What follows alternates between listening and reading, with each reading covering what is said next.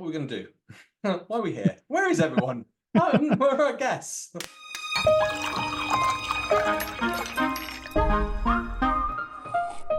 Welcome, everyone. Welcome to another Sunday Roast. Just the two of us today. I'm Alex, also known as Political X. I'm a YouTuber, historian, and journalist. And Max, my wonderful co-host. My name is Max. For anyone who's new to the show, I run the Robespierre channel where I talk about British politics and Brexit in particular. This week was very interesting, Alex, no? So what's happening with Labour? 6 points have been put out in order to try and make Britain work after Brexit and to make Brexit work within those 6 points, even though when you look at those 6 points, a lot of them have been damaged by Brexit and there doesn't seem to be anything really in there to solve it. Because How about we go through each of them and then we can give our critical analysis. So the first one is deliver economic stability. by not undoing Brexit. Yes. So why do you think they went with that? Because I'm going on what John Curtis was saying, so that's down to the polling, which is the two key things is the economy and the other thing being the NHS. And of course, those are two of the key things in there. But if we're going on the economic stability, it's always that key cornerstone. Alan Lichtman, guy always predicts the president, said that's a key indicator. Short-term economy, long-term economy. If it's been going well, you're more likely to get voted in. But is there any substance behind this? I don't see what that. It's just everyone wants stability in the economy, but it doesn't really outline what it is. And when you look for the detail, it just sounds like they want to continue with austerity for another 2 years. Well, I think they want to move away from what was delivered under the Tories, of course, with Liz Truss. So what Liz Truss delivered was instability, and I think they want to say, look, we're the opposite of Liz Truss. So they don't want to upset the markets. They don't want to present themselves as, delivering something that's uncosted. But I think a big problem with that is that if you're too conservative with a small c, there's a risk that, well, you're not going to convince people to come out and vote for you because they want change. So, if you want to deliver change, you need to do something a bit radical. But by saying, well, we're going to deliver economic stability, yeah, that sounds good, but is it enough to convince people to vote for you? Now, it could also be just to sending out a message to business saying, look, businesses, industry, don't worry, we're not going to be like Corbyn, for example. I think that's the message. I'm not criticizing Corbyn here. I'm just saying this is, I think, what the message they're trying to send out. We're not like the 2017 or 2019 manifesto. We're much more pro-business, much more about economic stability. And we're not like the Tories. I think that's what they're trying to sell. No one's like the Tories, are they? Everyone wants to be the anti-Tory group in every meaning of that word. Although if you ask people in Scotland, they'll say that they're the two cheeks of the same behind. So that seems to be a recurring thing, doesn't it? Like there's a lot of skepticism about the Labour Party and whether they can deliver. It seems like with this, they're going to scrap the Rwanda plan. So there's 75 million. Britain can do better. Labour will do better. We will end this farce. We will restore serious government to our borders, tackle this problem at source, and replace the Rwanda policy permanently. They're going to seal the non-dom loophole, and so they think there's some money in that, but I haven't seen the figures for that. And then they said they're going to close up other tax loopholes, which is absolutely fascinating in terms of thinking about where you could get that money from. I mean, there's 4.3 billion in fraud, in COVID fraud. I'm surprised he didn't bring that up because everyone's going to go, yeah, well, no one likes fraudsters, that go and get the money back. And I think I heard statistics from the Tax Alliance on that. They reckon 10 hospitals with 4.3 billion. Yeah. Imagine the policing, teachers, medical staff that you could hire on top. You don't sound convinced. No, well, for example, when it comes to the non-dom, I think it's going to bring in some money, but I don't know if it's significant. I don't think it's enough to because they said that they would hire doctors and nurses with that money, but the Tories have already sort of taken away that pledge from them.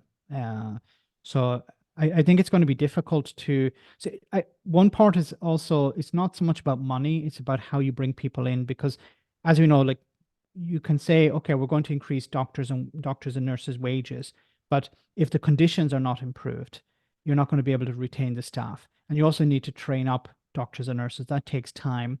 It's on average, I think it's about £150,000 to train up a GP. So if you want, I've heard 500. wow. What does it cost to train a doctor? In order to qualify as a doctor at the most junior level, a candidate must usually study for 5 years at medical school. The University of Kent in 2022 estimated that the total cost of training someone until they finish medical school is £244,000. Maybe it's 150,000 a year or something. Maybe, yeah. But Yeah. but it's a huge amount of money, and you need to invest that amount of money. Where are they going to get the money from? So I don't think just the non-dom status on its own will cover that. Does it feel like the Tories have just set fire to, like, imagine like having a farmyard and they've just set fire to every single building, and some fires are raging and some fires are just beginning? Yeah. Does it feel like that to you? Yeah, definitely. I think they are salting the earth before they go. We're looking at like some of these policies. You see, a lot of the things they're pushing at the moment is like banning this, banning that. They're not actually doing anything to encourage people to come out and vote for them. It's just, okay, let's shore up our base. That's it. They're not actually, because if you want to win the election, you need to expand over, beyond your voting block or your voting base. You need to move to the center. If you want to win, you need to move to the center. But the Conservatives are moving to the right. So I don't think they actually care about winning. But what they want to do is load massive amounts of problems onto the next administration. Like with Rwanda, there's £500 million wasted. That money could have been spent on something, but So £500 million would be at least one hospital, maybe yeah, two. or at least massive upgrades to a few hospitals. But they don't want to do that either. It's when it comes to the NHS and social care, they're not providing the NHS with the funding it needs to recruit staff or retain staff. Social care, there was a report, or not a report, there was an expert in the Home Office Select Committee who was saying how you can get paid £12.45 or £12.50 to work in Aldi shopping, stacking shelves per hour. Why would you work in a care home for minimum wage? So if Aldi is paying more than minimum wage, then of course, but it's not just the money, it's also the stress, the conditions that you have to work in. You go in, you pack your shelves, you get a box, you pack your shelves, and then you can forget about it for the rest of the day. But if you're working in the care sector, you take these problems home with you. Yeah. Like the conditions that people are in, the stress of the work, the people passing away, stuff like that. That takes a massive toll on people. But that's not taken into account. Do you know anyone that's ever worked in the care sector? Yeah. Or worked as a carer? And how do they find the stress? They last a few years. Now, this isn't for everyone, but because it is very stressful. Like you're not paid very well, and you're sort of expected to do a lot of things when you're also there as well. You're not just doing one job, but you're answering the phone, or you're doing a lot of bureaucracy, filling in a lot of forms, you're organizing things, and then there's also the training that you have to do as well. So it's not just the hours worked, but there's also training that you have to do. So it's so if you're not doing, my biggest concern is that there'll be a lot of people, what the Tories are trying to do is force a lot of people off benefits into these types of jobs. Yeah. Where they, it's not a vocation that they have. They're doing it because, well, if I don't do it, I'll lose my benefits. And you don't want somebody like that, looking after people with certain needs, for example. Well, you're also dealing with the fact that some of those people are going to have to deal with people dying.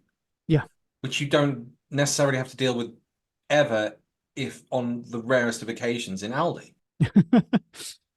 So you're like, that's huge amount of damage that could, you literally could get PTSD from doing stuff like that. That's why there's probably a high burnout. It wouldn't surprise me if there's a burnout rate everywhere. Public sector work is having a huge problem at the moment recruiting.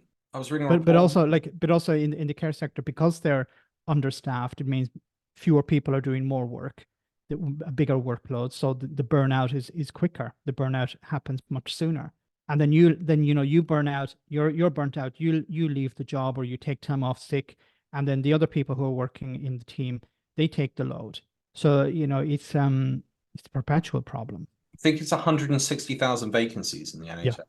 So you're like, And the that's Tories are doing nothing to sort that out. They're actually making it more difficult because they're saying, okay, British people don't want or can't do these jobs. Then what we're not actually going to let in foreigners, or we're going to discourage foreigners because they can't bring their families with them. yeah. You- So I'll like, go elsewhere. yes, you know, like if you say, okay, we can't find the people here, let's at least bring people in. No, we don't want to bring people in. So, you know, and the problem for Labour, I think, is when they take over, if they want to liberalize the visa system, they're going to receive a lot of pushback from the Conservatives and the right-wing media saying, see, they're opening the floodgates, they're filling, you know, they're if they want to fix the problem. This is a massive problem, I think, politically as well, because if they change the visa system and bring people in, they're going to be criticized by the right wing, the Conservatives in opposition, and the right wing media. Oh, look at them, you know, bringing in all these immigrants. But if they don't, if they just maintain the status quo, then they're not going to be able to fix these problems. Well, you're going to have an economic crash. Yeah. The country cannot deal with 500,000 people a year leaving. Yeah. So it was 500,000 in 22, 23 was 600,000. So it's going up. And it's a bit like people are looking, probably going to have a better life in Australia. From their perspective, they think they can have a better life there. The weather's better in general. There's no arguing over that. I mean, May in the UK has been abysmal. It's just wet. It's almost like April's moved forward a month or doubled. So you've got April and May, and it's just rain. I've got friends of mine who are saying, I need to get out of the country. I can't deal with the lack of sunshine here. It's too much. So you're going, if you've got 600,000 people a year leaving, and you're then saying you want to cut immigration down to 10,000, then you've got an aging population, and you've got no birth rate, or 1.56 birth rate. And it's almost like they don't realize that they're creating the monster that's going to devour themselves. And they're forcing us all along on this crazy ride. But they'll be okay. They'll still have their pensions. You know, the people who are making these decisions, the Tory MPs.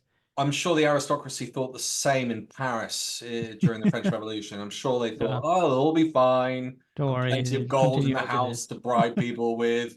That won't come back and cut our heads off. Anyway, let's move on to the second pledge, or the second step, which was to cut NHS waiting times. Yeah. Now, I noticed here he didn't say waiting list. Now, is there a difference here, or am I seeing something that's not really? So, isn't it? So since COVID, it was like 1 million. Was there like 1 million appointments there's now nine- there's- in well, backlog? there's not- Was it 2? No, there's 9 million on the back. Is it 9 million? 8 or 9 million are on the NHS waiting list. But You tell me, what would be the difference then between the waiting list and the waiting hours? So the waiting list would be the number of people, and then the waiting times, of course, would be how long people are waiting. So I think if you probably it's better to bring down the waiting time than the waiting list, because if you bring down the waiting time, means people will be more likely to remain on the waiting list. You don't want people to drop off, because some people may drop off because they're like, okay, well, I can't be bothered waiting any longer. I'll go privately, or I'll just I can't wait. I just won't bother. I'll do it myself, or I'll just stick with the pain, or I'll just find an alternative, like I'll just keep taking paracetamol or something to deal with the pain of something, instead of actually waiting for so it's probably better. I don't know, maybe we can ask people in the chat. And remember, guys, to smash the like button and subscribe and share this video. You can help us with the algorithm. But I think waiting times might be better than bringing down the waiting list, because if you reduce the waiting list, if people are still waiting 3 years for an appointment, then that's not going to really help them. I guess there's a slight difference with the waiting list and the waiting hours, because the waiting hours could also include A&E. And I'm now hearing, I went and interviewed people in Barking this week I was asking people about dental care and how long they were taking to get to see a dentist. It's very mixed. But then I started getting stories about A&E wait times. And they were saying that one of the hospitals in East London was just abysmal.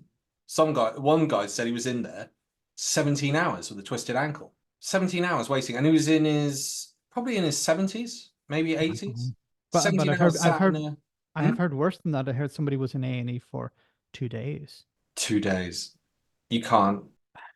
But Like then they're not sitting on a chair for 2 days, but they were on a trolley or something. But they were still in A&E. They hadn't left A&E, so they hadn't gone into to get regular treatment or something. I know someone who went into A&E for having a heart attack, got put on a trolley in a corridor. In the middle of the night, they got up, went to the loo, unhooked themselves. The alarms went off. They went back, rehooked themselves up, and then continued to wait there till the next morning. So they went in around, I think they went in the afternoon, and they were still there in the corridor of the A&E after having a heart attack. No one's seen them. And then when they reported the fact that they had unhooked themselves and the alarm had gone off, they were told that they must have dreamt it. It can't have happened. That's impossible. You're like, what? There's like some serious gaslighting to be able to say that with such confidence. But somebody on my channel told me that they either they or they know somebody who worked on a ward, and they used to be, I think it was a maternity ward, and they were looking after, it was one nurse would look after 3 patients. No, it was one nurse per 2 patients. Now it's one nurse per 5 patients or something like that. That's intensive care, isn't it? That's the Maybe ICU. Yeah, you'll have that. Normally, I think it's 1 to 2 or 1 to 3, and it's been going up because they can't cope. Because they don't have the staff. They don't have the staff. So you don't have the beds and you don't have the staff, or you don't have the staff, so you don't have the beds. So people are waiting on trolleys and they're waiting in A&E. But then this comes back to, I mean, Tories have caused this and Labour are trying to fix it, but it sounds like they want to stick with austerity. So they don't, like, it seems like these 2 little tax regions are going to be non-dom and loopholes being closed are going to fund this. But you then go, it doesn't deal with it. If you're going to cut the immigration numbers, where do you get the staff from to be able to? Yeah. And I'm just going, is he going to turn around and go, well, we've realised after being in government, it's Brexit and you need to just cancel Brexit. And he's just going to come out and say, is that a possibility, do you think? I know we've got the other points to go through, but it just seems like he's going to try all this stuff and he's going to go, it doesn't work because we're not in the EU. I think it would actually serve him quite well if he did do that. If he said, look, we would like to do X, Y, and Z, but we can't because of Brexit. So if you want us to achieve X, Y, and Z, then we need to start undoing Brexit. I don't think he said like we're going to rejoin the EU tomorrow, but he could start saying, look, we need to undo Brexit because Brexit is causing you're waiting for an NHS appointment, or you're not able to get into hospital because, well, we don't have enough staff. Why don't we have enough staff? Because of the ending of freedom of movement, we lost a lot of NHS staff. So how do we fix that? We need to bring back NHS staff. So we either bring them in from outside the EU or we bring them in from the EU. We can try and train up our own. We can do that in tandem. But that takes years. How long does it take to train up a GP? 6-7 years at least.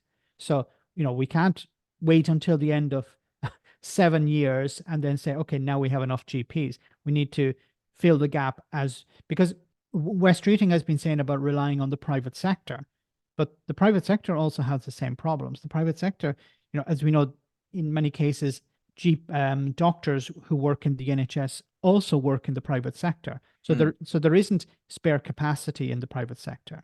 No, I don't think there is. And all the statistics are showing that.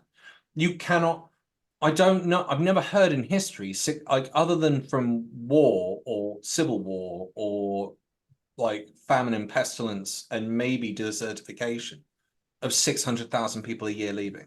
Yeah. I don't know how that's sustainable. Well, Ireland went through it itself, like in the 1980s. Yeah. And then it's... How many boys could see their future in this country? Hold up your hands. How many boys can see their future outside this country?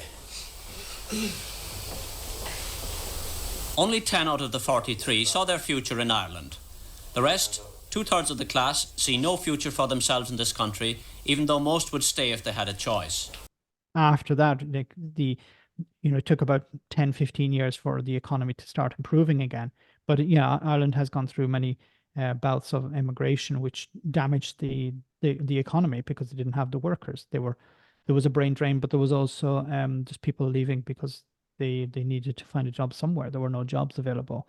And we've seen this week where unemployment is starting to rise again in Britain. So it means that you have underemployment because there are still vacancies, but you also have unemployment because many businesses are just not expanding anymore. No. They're because they can't find the workers, so they're not expanding into new markets and stuff like that. So in many cases, maybe they're cutting back. But they also can't get the raw materials. Yeah. I mean, the Brexit checks came in, and that's been fat. Do you see Liz Webster take on Nige, as she now calls him? That was fascinating because you could see he was taken back by trade. And she pointed out that the trade deals that Britain had signed were terrible. And Farage was like, I just don't understand that. And you're like, well, we're a smaller number now. We can't negotiate as a bloc where we could get a better deal on an equal footing. It's always going to be smaller than it was before. There's no way around that. The America deal, I could still see a lot of people do not understand on various platforms that it isn't just the president. The president can't just turn around and say, I'm giving you a trade deal. It's got to go It's negotiated by, it's Congress that negotiated.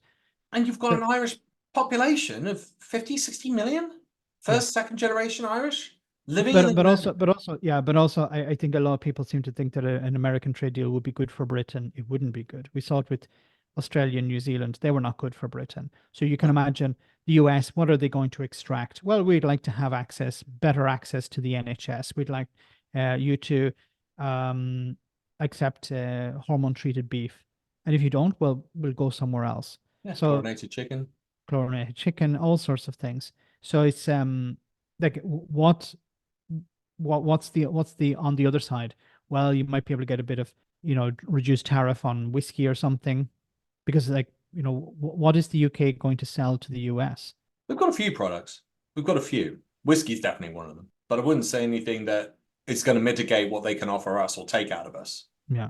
It's always going to be in their advantage. Unless you've got it would be interesting to see if Trump had ever got it through. Would he have actually done it as like a balanced trade with the UK? But if you listen to all his rhetoric and his speeches, no, America first. From this day forward, it's going to be only America first. America first.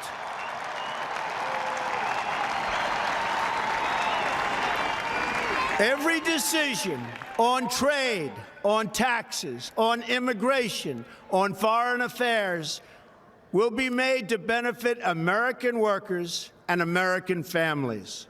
So then you go, well, then what's the point? But also it will, because America is so big. Yeah. It's like, for example, when the EU did the trade deal recently with, well, not recently, they signed it recently with New Zealand. I think it was New Zealand. Yeah. They said feta cheese is going to remain feta cheese. Like, it sounds something, is what's so important about feta cheese. But the Greek the Greek government said, look, we want feta cheese protected. So New Zealand changed its law that any cheeses like feta cannot be produced or not sold as feta cheese. So that product, that brand is protected also in New Zealand now. So before you could produce feta cheese and there was no protection. Now there is a protection. So that's an advantage the EU has because it's so big. But if Greece was to do, if hypothetically, if Greece was to do a trade deal with Australia or New Zealand, it probably wouldn't be in the same position. It might, we'll have to compromise on feta cheese maybe. But the EU, because it's such a big bloc, it can say, do you want this trade deal? Yes. Okay, well, feta cheese is going to be protected. That's just one example. But it shows how, if you're part of something big, you have I've given the example in the past about how, if I were to negotiate, I wanted to buy a new car. I go to a dealership and they say, I want to buy a car. And they say, when do you want it for? I need it for Monday morning. I'm not going to be in the same negotiating position. I'm not going to have the same power as if, you have a fleet of cars with a company cars. You can go there and say, look, I want 100 cars. You give me a good deal on each of them. Otherwise I'm walking away. So, it's completely different. And the UK now is a bit like me going to the dealership asking for a car for Monday morning. And the EU is the fleet, the company who's saying, I want to buy 100 cars or whatever for my fleet. And I want to, I want these options included and I want this price and I want, these conditions. So they're in a much more powerful position. And of course, per car, they'll get a better deal than I would on my own. Yeah. And I still don't understand why people don't understand that. Oh, because we Because we're they used to great. be part of the because they used to be part of the empire and stuff like that. No, Australians don't look at it like that, or New Zealanders, the Kiwis don't look at it like that. They don't say no, we better give Britain a good deal because they were I don't part of think the anyone looks they like were the that. empire and stuff. No. But you're literally like, so you got the Russian Empire, the Chinese Empire, the American Empire currently. They're all gonna go, and then the EU have realized that actually all infighting between us is not good. It doesn't provide economic stability. We have 2 world wars to show that it doesn't. It doesn't provide stability. How many lessons does it take for you to realize that, being disunited is not an advantage? And yet they're still cheering for it. Some of them are going, yeah, break up the EU, fantastic, blah, blah, blah, super state. Super states are bad. And you're like, well, the United States is a super state. Yes. Actually, I've got a question for you, and we'll throw it over to the group. United Kingdom's 4 countries, okay? How many, if the United Kingdom was to fit into the United States, how many states could it fit into? I'm not sure I understand. So if So if you took the United entire geographical size of the United Kingdom and placed it in the United States, how many states do you think it could fit into? Well, I think it'd fit into Texas without a problem.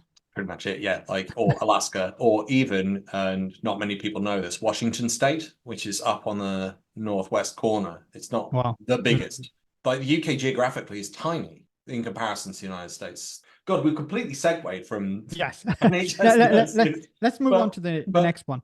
But there's a point to be had there, because it goes back to the economic stability thing. If you can't get decent trade deals, or the trade deals that you get are worse than what they are before, and Labour have criticised this great clip of Liz Truss being absolutely destroyed on taking that Japanese deal, which her own report said was worse than what we would have got with the EU. How do you cut waiting times? If you've got a smaller economy and fewer people, how do you fix that? I don't, and you've got this huge problem with the press basically saying we don't want immigration, but they're not talking about 600,000 leaving, and they're not talking about the low birth rate. Yes. So when it comes to the low birth rate, there are some conservatives who are saying, well, we just need to convince people to have more children, but we're not actually going to put in place measures to help people, have a family. So, low cost housing or decent wages, or not even just decent wages, but protection, so that you can't be fired. You're not just earning money in the gig economy, stuff like this. So let's go on to point 3, which is launch a new border security command. What does that mean? What does that mean? I mean, this is what Phil was saying, wasn't it, when he came on for the debate? It's like, people want this stuff, but when it comes to the nuts and bolts, it isn't there. And Labour don't want to give the nuts and bolts because it's easier to pick them apart. But again, you're going, okay, so you want a new border security command. Well, what would that be? So you're going to check stuff coming through. Right. So that's going to increase cost and waiting time. And this week, we happen to see the effect of what happens when the system goes down. Loads of food's been wasted and spoiled because it's already got a shorter lifespan because it's going through the checks.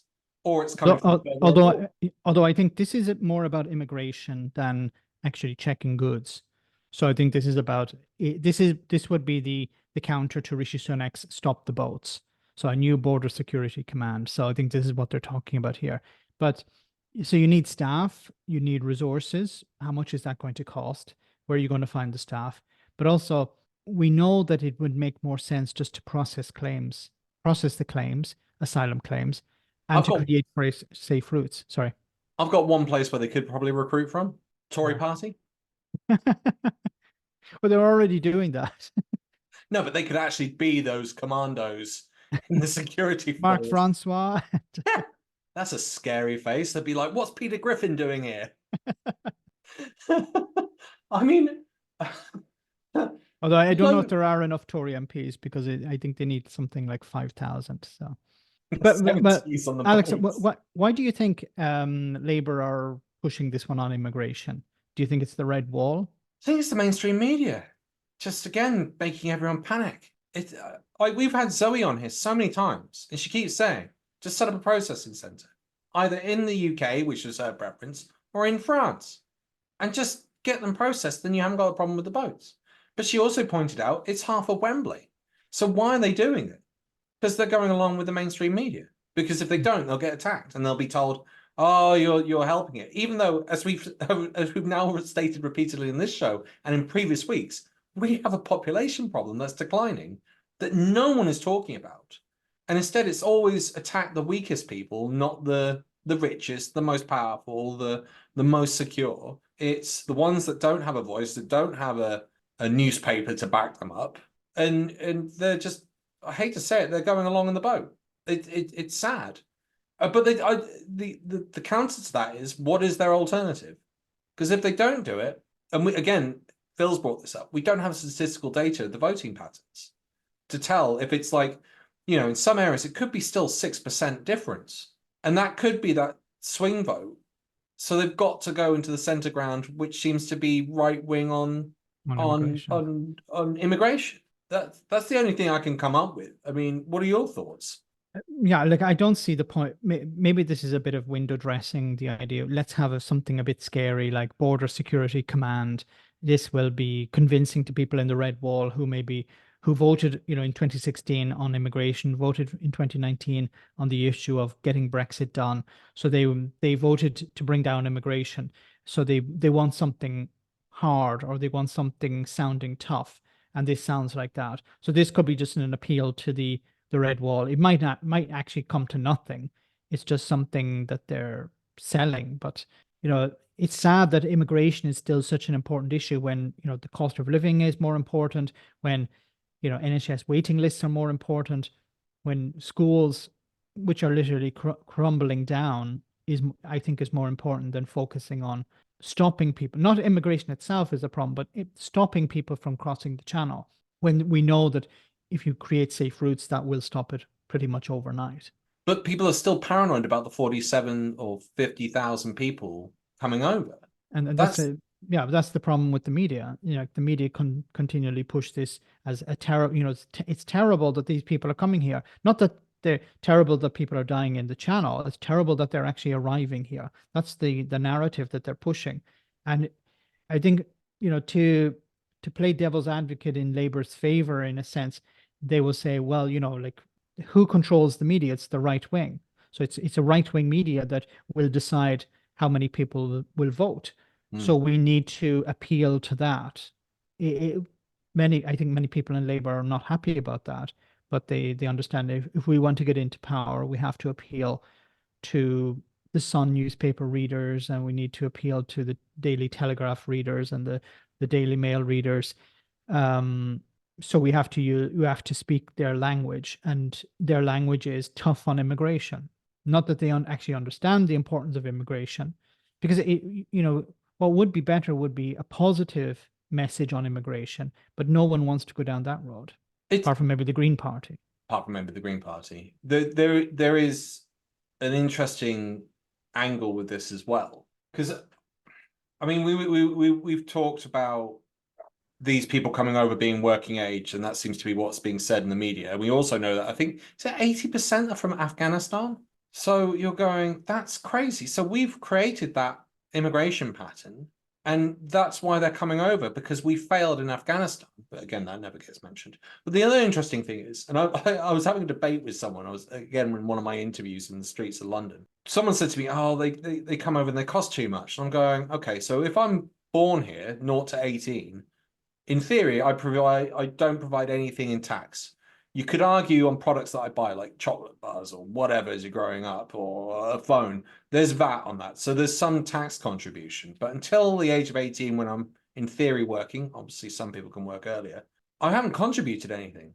And therefore, I've been a burden on the state until the age of 18. Whereas those working age people coming over can immediately start working, if they're processed correctly, and start earning tax. And they haven't cost us anything for 18 years. Yeah, as we said earlier, like the price of a GP, or to train up a medical doctor, is hundreds of thousands of pounds, and it takes years. Well, this isn't the real way to go, but if you were to bring people in who are already trained up, it would cost you nothing. Yeah, literally nothing. And you have somebody who's a doctor. The other country paid for all of this. So but people don't see it that way. People are being convinced, no, these people are fighting age young men. as if everyone coming from, from every country that they're fleeing is at war. No, that's not that's not always the reason why people leave, but that's the sort of narrative that they're pushing. Why are we importing all these young men, like, when in reality it's not the case? And as we know, 70% of people who do claim asylum are successful. So the Home Office is saying, look, these people are legitimate. It's just somebody. It's higher than that. It's 87. So I think it's 80% first trial. Appeal makes it up to 87%. So it's only 13% out of 40,000 that are bailed. And I mean, I'm not sure what happens to them after that. I'm unaware. I assume deportation starts to take effect, whether that's successful or not. I don't know what the stats are. But you're going, okay. And would you agree that security of your borders is important? Yes, but for example, when I raise this point, Brexiteers are for open borders because they're happy to see all types of goods flow into the country unchecked. But the thing is, when it comes to immigration, there is a measure, a natural measure to control immigration, and that's the economy. Because if there are jobs available, people will come. If there are no jobs available, people won't come. Because if we're talking about economic migrants, people may come as asylum seekers, but that's a small percentage of the whole total number. The majority of people are moving to Britain to study or to work or whatever.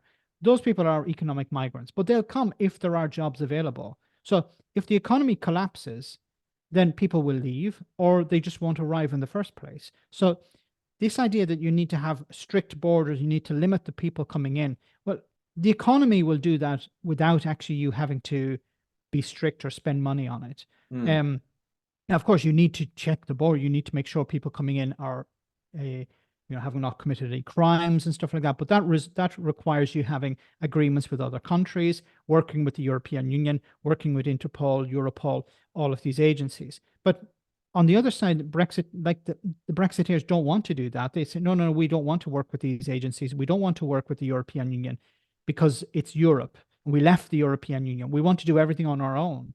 But if you want to be able to, you want to be sure that people coming in aren't terrorists or criminals or whatever, you need to work with international agencies to protect your border. That's what protecting the border isn't just about people, but it's also about goods coming in. But they seem to be very selective. Completely. Liz Webster brought that up with Nige and said a lot of the stuff is coming through Rotterdam and then into the UK. So it's still going to be checked. So you can't, a lot of the world products are coming through there to get into the UK. So it will be checked. There's nothing you can do about that.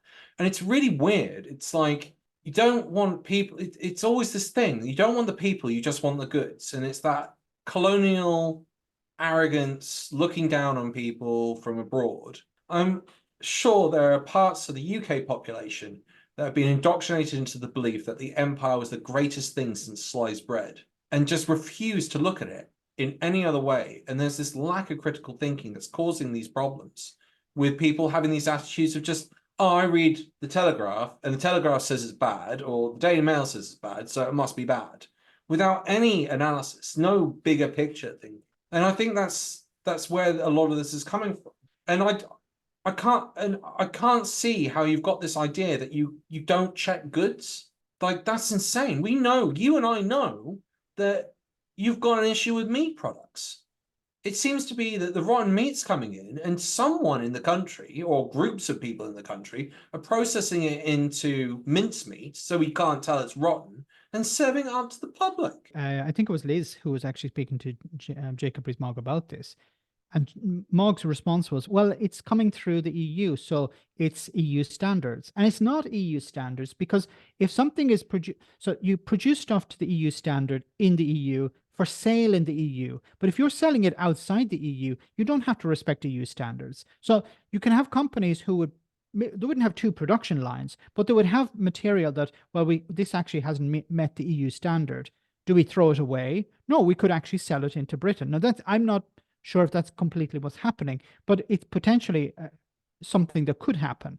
But also the smuggling is an issue because if so many trucks are passing in, crossing the border into Great Britain, and they're not being checked, then you as a smuggler know, okay, there's a risk that something will be checked.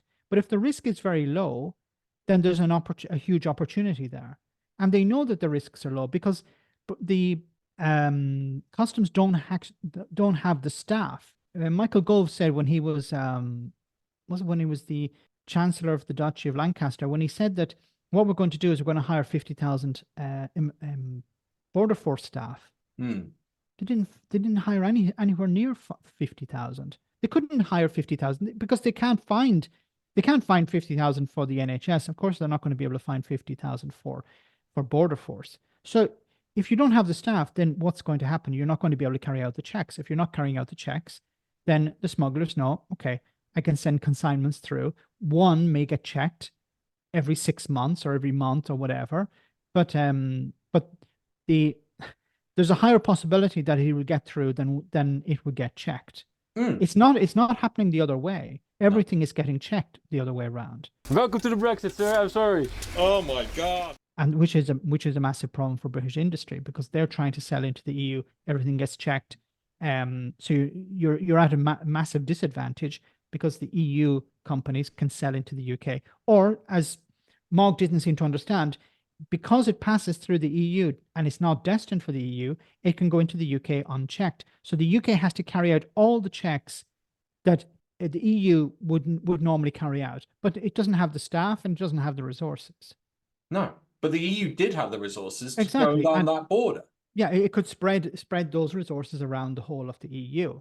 And of course, if one port is taking in a lot like Rotterdam, well, then it gets access to EU funding to expand the port or to invest. So, unfortunately, we're seeing councils having to pick up the tab when it comes to building new infrastructure, for example, in Dover. And councils are now in debt to millions of pounds, to the value of millions of pounds, and some of these ports are not going to be used because they don't have the staff.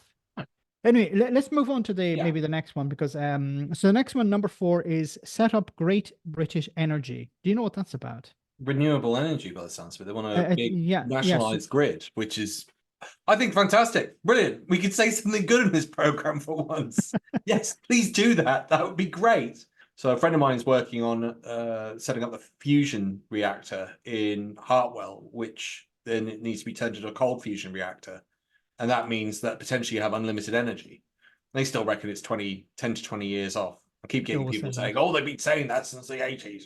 But in the meantime, if we've got renewable energy, we're not reliant on coal, we're not reliant on oil, we've got this nuclear program that might take off at some point. Maybe it'll be quicker now that we've got AI as well to support the program. I'm not for this. So that was some good news, but of course, Brexit has to pour some cold water on that. No, there was a report. That, yes, I won't allow it. No, I want good news. There was some news this week that the EU said you cannot continue with this experiment into nuclear fusion unless the UK rejoins Euratom, which is the atomic energy organization in the European Union. So because of Brexit, the UK left Euratom, so it needs to rejoin Euratom, I think, in order to continue access to funding and scientists related to this project. So hopefully that gets resolved. It's a bit like Horizon, I think, once again. I know that Jeff Bezos whacked a load of money in there. I think he's a big proponent of this. Yeah. So maybe there's a little bit of extra funding in there. In fact, actually, I know for a fact that they've built hotels in there to house staff. Like, they've actually gone all out to try and get this project up and running, because once you create it, it's unlimited energy. Yes. Which, that's a game changer. That's a massive game changer. I mean, there's an element that it's actually quite dangerous, because you would then obsolete a lot of industry. You'd obviously oil, gas. But then most industries become obsolete, anyway. Look at the horse and cart. So yeah, but if, for example, the fossil fuel industry, yes, if we could get fusion up and running, it would and there is waste, but it's not as a problem as fission.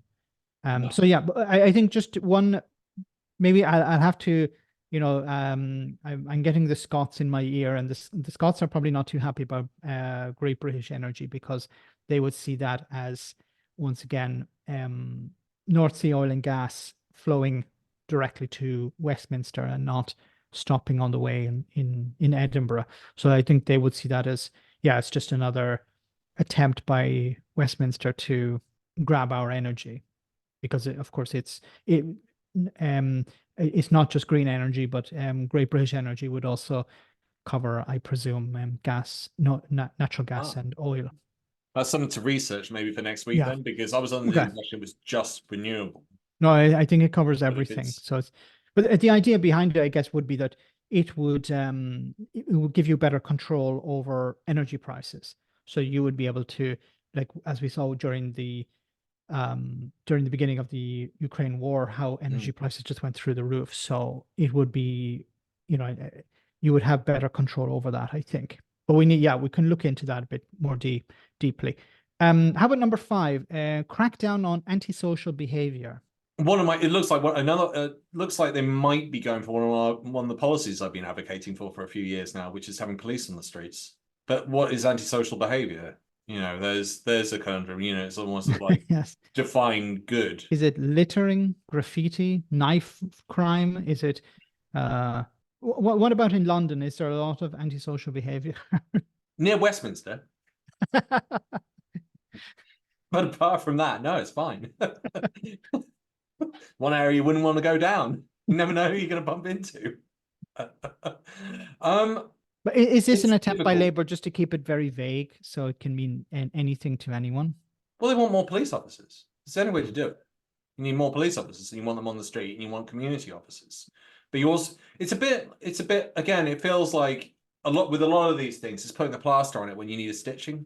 It's a deep cut, and it's not dealing or not bringing up with the cause of the social issues. And yeah, London's got problems. It's funny as well, because last week again it got brought up. Oh, no go areas in London, and you go, give me a street name, and no one will give you a street name, and you're like, right, well then you're talking out your backside then. Because if you gave me a street name, although English and me have said we'll go down and we'll film this no-go area that you're talking about.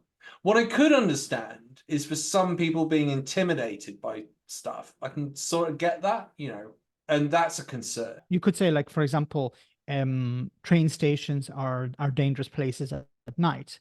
That's something you could say. So we can look at that instead of, and this is once again these types of, broad statements that the Conservatives rattle off, like, oh, there are no-go areas, but then, they'll never name them, because as soon as they name them, then people can check if they're no-go areas, and they're exposed as liars and charlatans.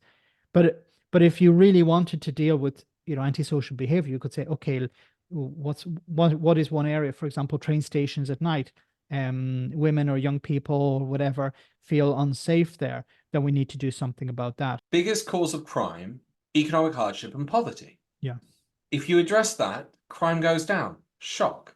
And I think there's this thing with the Conservatives, like, you choose to do crime. And it's like, no, there's a social structure to it. There's a normalization of it. There's an acceptance of it. There's a element of desperation within it that causes you to do it. Like Oliver Twist is a beautiful story that, you've got this innocent child that thinks that this is the normal life and this is the way to survive within London. And there's an element of that, because at the end of the day, if you can't feed for whatever reason your kids, and we were talking about minimum wage, you can't live on that. You might be born into an area of London, the rent's so high or your mortgage is so high, thanks to Liz Truss, you're going, I can barely put food on the table. So what do you end up doing? Do you end up going, right, I'm not going to eat, my kids aren't going to eat? Hell no. Yeah, you go to the supermarket and you have like 15 quid in your pocket, and you're like, okay, the kids want this, and this, and I can't afford it. What do I do? What do you do? Put something in my pocket and hope for the best, like that I'm not caught on the way out. There's an element of that. There's also, and it actually links into immigration. There's a thing that I've heard a few commentators say. If you were in that position, wouldn't you leave and come to the UK? If you were in that position of poverty, wouldn't you change your morals and ethics? Of course you would. Human history is full of those examples where people become desperate and change their attitudes as a result. It's an unfortunate set of circumstances. The bigger unfortunate thing is the fact that it's in part created by government. And you go, right, well, you cost 5% GDP in Brexit. Fucking Sunak was out the other day going, oh, I'm great with the economy, and then sort of lauding over how great Brexit was. And you're like, what does it take? And you've got Yes. people like Reform, you've got Richard Tice coming out and saying, yeah, Brexit's brilliant. And you're going, well, the IMF doesn't think so. Well, no, they're always wrong. Goldman Sachs doesn't think so. Oh, well, they're always wrong. Bloomberg, no. Financial Times, no. They're all wrong. They're all wrong. I'm right. They're wrong. And But they can point to an example of some way that ordinary people are better off. They'll say, well, we have these insurance changes to insurance and investment, and we have more democracy now and more sovereignty. But but they're not able to say, look, here's an example how ordinary people are better off. I've actually asked people, and I keep coming back with sovereignty, or we elect our own people now and stuff like that. Okay, but how does you could elect your own people before, but in what way are you as an ordinary person better off because of Brexit? And they can come up with nothing. But I want to go back to number 5 again, where it says like crackdown on antisocial behavior. Like crackdown, this obviously means more policing, but where did they get the police from? Because once again, a bit like doctors and nurses, if you want police officers, you need to train them up. You need to pay for that. I hate being like the journalist who ask how are you going to pay for all of this, and I hate to pour cold water on these things, but it seems to be he keeps saying we don't want gimmicks, but it does sound a bit gimmicky, doesn't it? it's emotive language. It's strong language. It's powerful language. It's crack down as if you're going to smash someone over the head to stop them from thieving. But I've just pointed But as out you to said, you, yeah, where does it? Yeah, if you deal with poverty, you're able to bring down crime, bring down antisocial behavior. But in order to deal with crime, to deal with poverty, you need money, you need resources, and you need time. yeah, this is a generational problem that they've created. I was listening to Gordon Brown give out the statistics, and I checked them with UNICEF. It's crazy. Our living standards are below Slovenia, Poland. They're overtaking us in living standards because their governments seem to care about their people. Yeah, I've no idea what this lot care about. Well, I do, money and personal gain. I am adamant about it. I'm sure there's some lovely MPs in there, like hidden away. But what do you think of the language? it's very reactionary. It's always, okay, we need to crack down on it, we need to reduce it, we need to punish people, we need to be harder with criminals, we need to put more people in prison, instead of, as you pointed out, you need to deal with the core problem here. The core problem, of course, is poverty. And also it cuts to public services. So like, for example, in the past there were youth centers, or there were facilities available for young people in the evenings, or from young people being living in tower blocks, or what had they to do? What was available for them? There used to be parks, there used to be stuff like this, but then the councils have had to cut back on all of this and close a lot of stuff. So they end up having fewer and fewer outlets. So they end up getting involved in, they're bored, they have nothing to do. They end up getting involved in antisocial behavior. But also, like, a lot of it is egged on by, social media as well. But it's not, it's poverty, but also cuts to public services. So, and I think if you speak to people maybe in the inner city, they will say, there are no more services available. There used to be services for young people to prevent them getting involved in antisocial behavior, but also measures to help them get out of it. But that's all gone now, or there isn't enough funding for it because councils don't have enough funding. So then you have this again. Gordon Brown brought it up. You've got this thing of, like, I think he said if you spend £10 on each child, then you save money in the fact that they aren't causing crime. But when the Tories come in, they go, "Oh, that's £10 that isn't necessarily needed to be spent," because they're going, "Well, they're not causing crime, so if we just take that away, we'll have a saving. We can offer that as a tax saving, and then everything will be great without." It's like short-minded, reactionary, as you said. Yeah, and then somebody else pays the consequences later on. Yeah, and I think this is the worst thing about the Tories is Labour are not going to be able to fix these problems in one parliament, maybe not even in two parliaments. It's going to take 20, 30 years to undo the damage that they've inflicted over the last 14 years. But if they're not going to retract on Brexit, like if they said, right, we're going to hold a referendum on Brexit, I guarantee the pound will go up. That means imports go up immediately from just announcing that's their plan. I assume it would have to be through a referendum again. Well, it's not necessary a referendum, but politically, yeah, they would probably go with a referendum because there was a referendum to leave, another one to rejoin.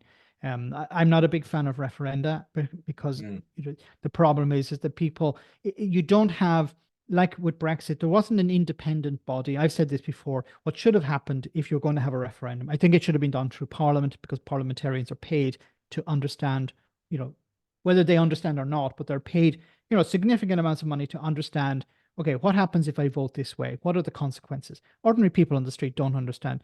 I don't understand everything about the EU, and I've been following it for a long time. So how are we supposed to expect ordinary people who have, 2 or 3 jobs to make ends meet or whatever to understand what the EU is about and the impact of leaving? So I think what should have happened if there was a referendum was an independent commission was set up to give as transparent and as objective as possible information to the public, a booklet, on one side, the pros of the EU, the other, the cons of the EU, the consequences of leaving, what would leaving would look like, and strip away all the politics, strip away all the politicians and their rhetoric. That's the way it should have been. You wouldn't have had people like Nigel Farage saying everything's going to be wonderful, and you wouldn't have had people like David Cameron saying, if you leave, it's going to be, or worse, was David Cameron was saying we're going to be able to get all these opt-outs. So he wasn't actually selling a positive image of the EU. He was saying, look, we're able to manage the situation. If we stay in, we'll be able to, restrict the overreach of the EU. I think it was Brendan was mentioning this as one of our podcasts, how there wasn't a positive image presented of the EU. It was like a controlled image or a very negative image. And I think this is one of the reasons why Remain failed. If you present transparent, objective information to people and explain to them and inform them, these are the positives, these are the negatives, then they're in a better position to vote either way. And I think that's the way it should be going forward. Because unfortunately, you had liars and charlatans saying, well, this is, everything will be wonderful. Paradise. Paradise, sunlit uplands. We can be inside the EU and outside it and have the same benefits. We can be, no one's talking about leaving the single market. That was Daniel Hannan. Yeah. And where is Britain now? It's outside the single market. There was really no mention of Northern Ireland. Whenever Northern Ireland was brought up, it was like, never mind, it'll be sorted out. Be fine. Yeah. And it's still not been sorted out. So, well, they're now talking about border checks. Yes. Both sides. Ironically. And you're going, that's not good. I'm hearing that from like newspapers and Irish government and Twitter. I don't know what the new IRA are going to make of that. I assume they'll blow it up. No, I don't think I don't think it's going to get to that stage. No. No, I think what's going to happen is a new Labour government will come in and they'll say to the Irish government, look, let's have a good relationship. Let's rebuild the relationship, and when it comes to immigration, let's have a good relation. Like, some people may try to cross the channel, cross the board, but if Labour have a more humane, safe route, access to immigration or asylum seekers, then there won't be a need for people to flee to Ireland to escape Rwanda, because Keir Starmer has said that he's going to get rid of Rwanda. Well, Northern Ireland Supreme Court have come out and said, or High Court, the Northern Ireland High Court have come out and said that because they're under EU law, they can't do the Rwanda scheme. It's not so much the EU law. Apologies. It's about the European Convention on Human Rights because of the Good Friday Agreement. So the Good Friday Agreement would not allow people's rights to be watered down. So what's happening, of course, is Westminster wants to water down protections for people. So the Good Friday Agreement said, no, you can't do that. So there has to be harmonization with with the Republic of Ireland when it comes to the rights. And they're also like there's been a massive so it has to be maintained. So the only way to get out of this would be for the Republic of Ireland to leave the European Convention on Human Rights. I don't see that happening. There's no appetite for that. Now I may be mistaken, but this is the impression I get. So, and I'm sure someone in the comments will correct me if I'm wrong. But it's part of the Good Friday Agreement that the European Convention on Human Rights is maintained. So, and look, and we keep hearing about this. I've been hearing about, we need to leave the ECHR since 2012, I think. So the Tories have been keep pulling out this card, waving it about saying, yeah, we're going to leave. But reasonable people understand that's not going to happen. Well, you have to rewrite the Good Friday Agreement. That'll just Yes. cause chaos. And there isn't really a mechanism to renegotiate it. No, they're mad. Go on then, last one. So recruit 6,500 new teachers. You know a bit about that.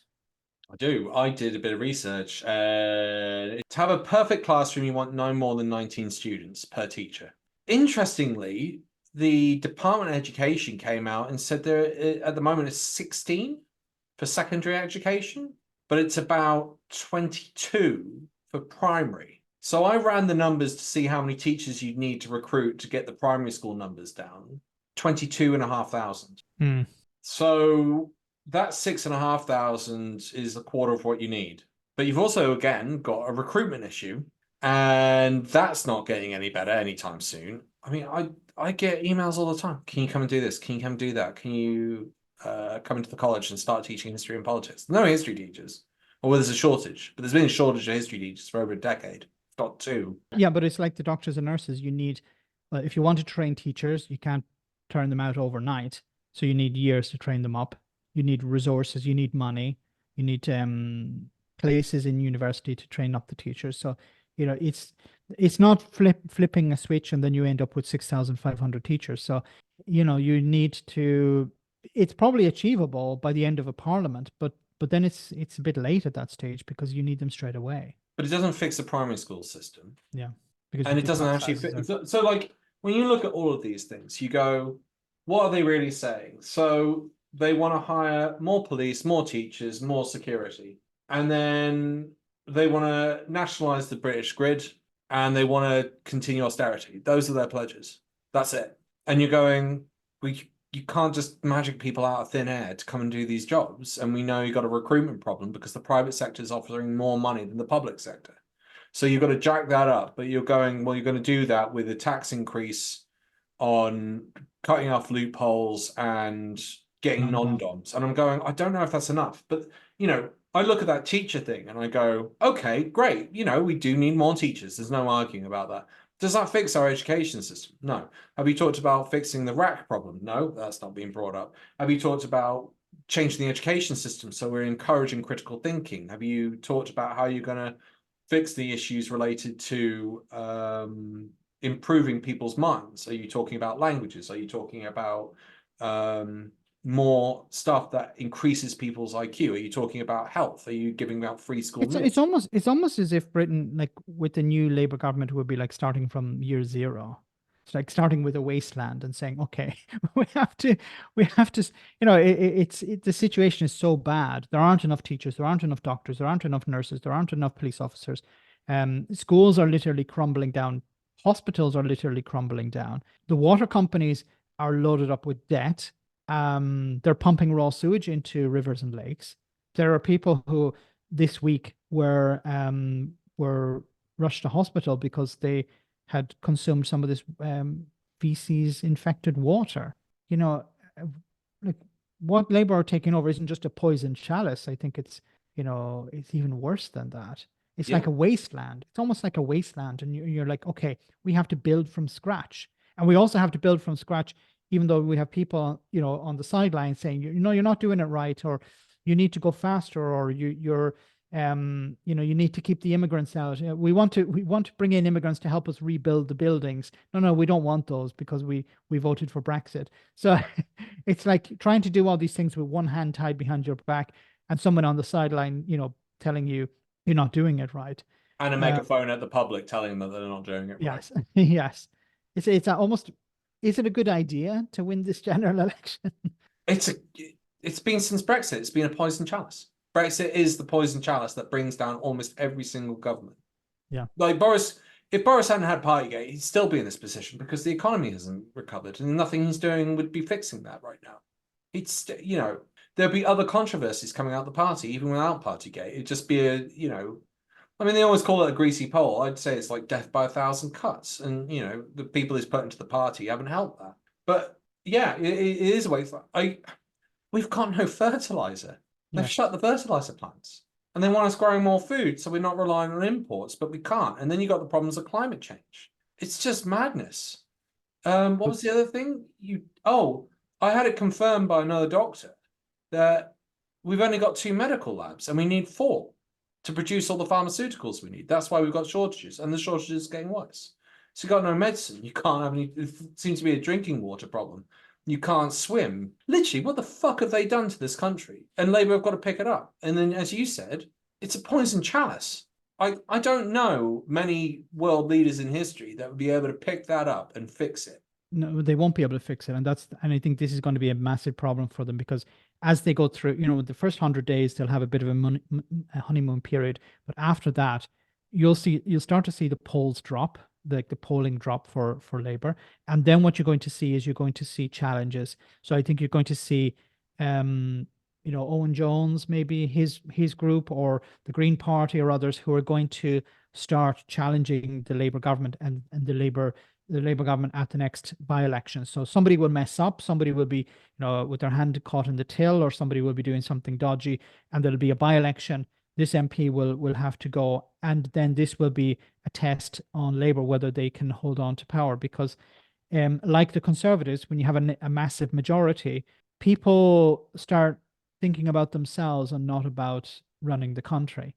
And like, oh, I want to be prime minister one day, I want to be a minister. So they'll start, putting themselves in positions where they can improve their career, and not considering the party or the country.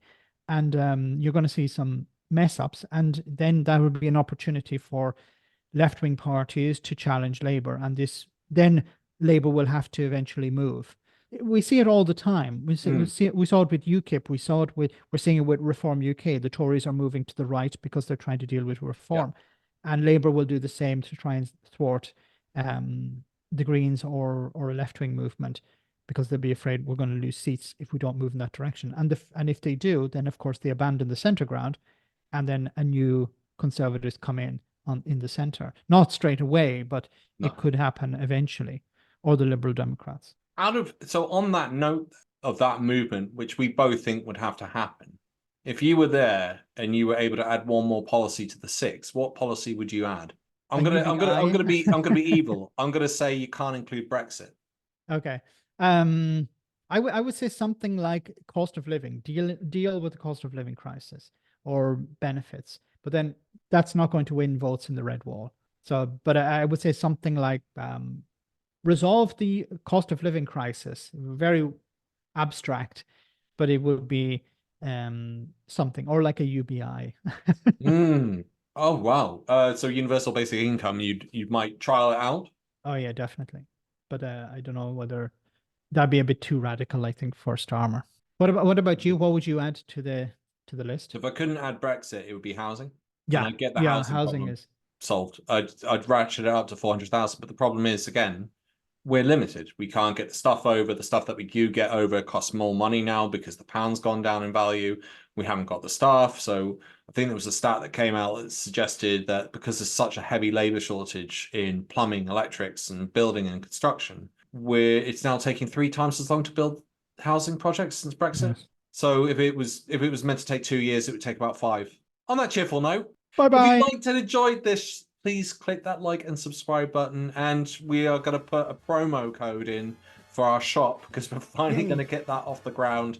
There's a promo code for the first 20 people, 20% off. Go and check out our shop and see what you like in there. Once again, Matt, see you next time. Awesome. Thank you. Thank Bye. you.